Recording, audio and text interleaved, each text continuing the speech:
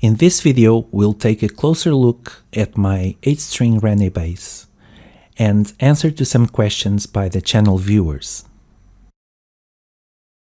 How did I get this bass? In July 2019, I received an email showing this bass and asking for more information about it. I have put the former owner in contact with Eric Ranney, who eventually got the bass back. And later, we have talked about the possibility of me having that bass, as we already had some conversations about building a new 8-string for me. Later last year, Eric and I agreed on it, and the bass arrived in the first days of 2022. How many 8-string Ranney basses are there? Eric found and shared his notes and said that he has made 8 8-string basses and destroyed about half of them, so virtually 4 may exist. There was one with a padauk body and maple neck which was stolen in Chicago in 1980. And Eric also had made a 12-string bass with 3-octave string groupings E, A, D, G, which he describes as having a rather screechy sound. Let's now review some of the features of my Ranney bass and compare it to Chris's 8-string. Neck. The neck is 60 mm wide at the through body side and tapers to 45 mm at the nut. It's slightly wider than a standard Rickenbacker, but it compensates in spacing between the string pairs.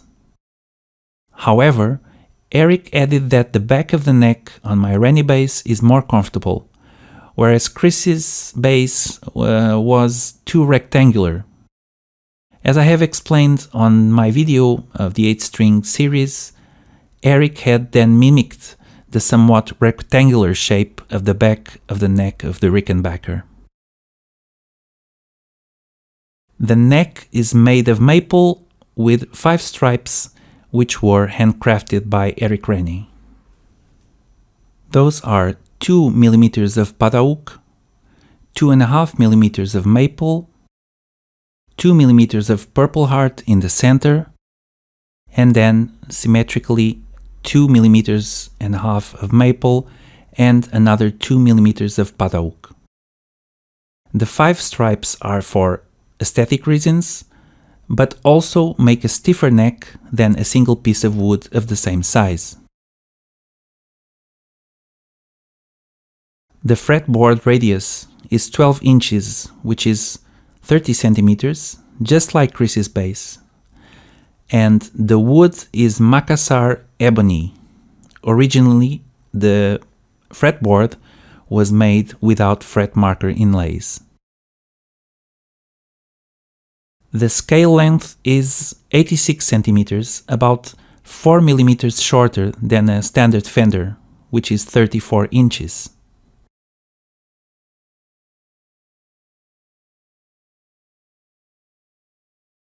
The nut is brass, zinc and copper, and that's on my bass, and Chris's bass had a bone nut.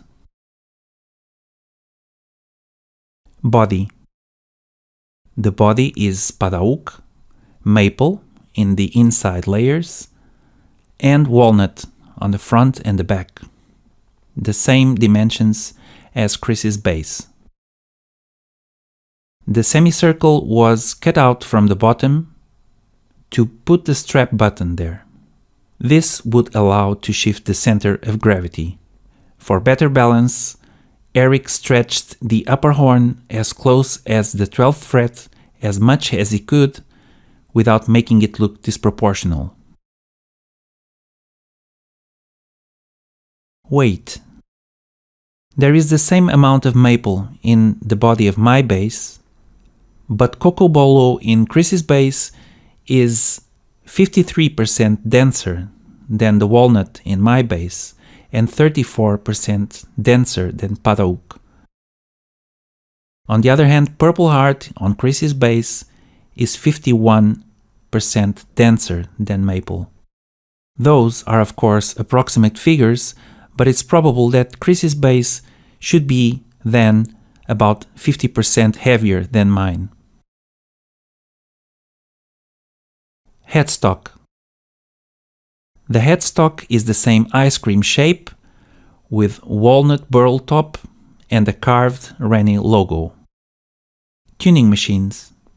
The tuning machines are Schaller, identical to Chris's bass, but in gold color, for guitar tuning machines and for bass tuning machines. Of course, the 4 guitar tuning machines are for the octave strings. Bridge. The bridge is a Leo Kwan Badass, which was adapted to the 8-string to 4 pairs of 2 strings. Strings. Eric Ranney used Kalium strings so he could select all string gauges and make them completely proportional. Pickups. The pickups were made by Eric Ranney. The pickups are wound with the same size wire as Chris's bass, and the pickup dimensions are the same, 80 by 35 millimeters. The circuit is an active circuit which includes Bartolini the Chip 2 stereo preamp with no equalization.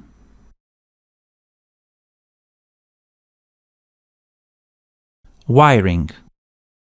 The 5-position rotary switch is going clockwise with the following settings: series, neck pickup, parallel, bridge pickup, and series out of phase. There are 2 2-pole switches. The first one is to bypass the active circuit, and the second one is to configure the coils of each pickup either on series or parallel. A third switch that existed only in Chris's bass was phase inversion. Eric decided to remove that option as it produced a thin, useless sound. The phase inversion switch only affected the pickups when they were in parallel output. It flipped the phase of the first pickup 180 degrees to provide the 6th possible pickup combination. When Chris asked at the first night for a recommendation, Eric suggested coils in series, which produces a louder sound. Most likely, Chris had kept the coil settings in series and the pickups in parallel in phase for the stereo with the preamp. Both Chris's and my basses are wired in stereo. Eric kept a stereo to mono guitar cable for using the bass in mono. And by the way, Eric made the stereo cable that you can see in Chris's masterclass Starlicks video. The tone and volume controls are electrically the same on both basses, but Chris's bass had 2 separate knobs for the volume control, one for each pickup, and 1 stacked pot with tone for each pickup. My bass has only 2 stacked knobs. Each stacked knob is tone and volume for each pickup.